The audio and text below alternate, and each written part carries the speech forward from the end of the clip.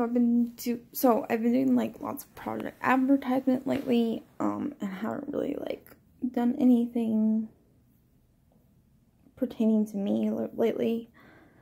But I did want to talk to you on this video specifically. In another video, I'll talk to you about other things.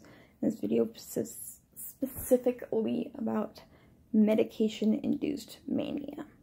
So, last night, I got shots, steroid shots in my butt. And you're gonna be like, well, that must have been really hard to do, Rosma, by yourself. And I was like, and the answer is, I didn't do it by myself. A doctor injected me with steroids, and it caused mania. Severe mania. Not the point of hallucinations, but the point where I just didn't sleep for like 24 hours. That was not fun. At least I was safe and just read a book during that whole time. And read a whole entire book. But yeah, I just didn't sleep at all. My meds couldn't put me to sleep. Nothing could put me to sleep. But then I passed out from just being really, really tired. But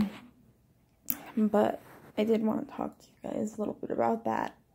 So I've been getting back into hiking, climbing up boulders and rocks, which I really, really missed. My nails suck as usual, and I'm glad they do, because that means I can boulder and shit and not worry about shit.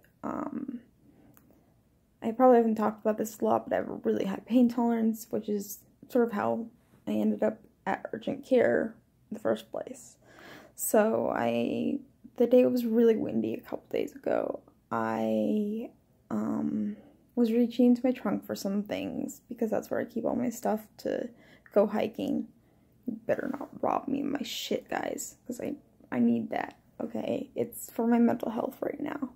Mental health is not in the greatest place, but it's in a lot better place with me hiking. So I was going hiking that day, and the wind caught my trunk, and I have a Toyota Camry, and the trunk came down and hit me in the back, and I went bouldering in any case, because I was like, fuck that shit, this doesn't hurt that bad. Well, the next day at work, I was super lazy, super tired, just like everything hurt. It hurt to move my arms got tingly when I moved them. It was just horrible. So I was like, okay, this is probably not good. So I went and tried to get my doctor to see me. My doctor was like, we don't give pain medication. I was like, okay, that's not what I'm looking for, whatever. So I went to urgent care over on the west side.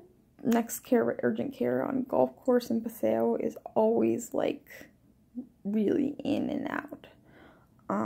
So I went in there, and they did an x-ray on my back, and the bones looked fine, which is good. Doesn't mean connective tissue is fine, but that's whatever.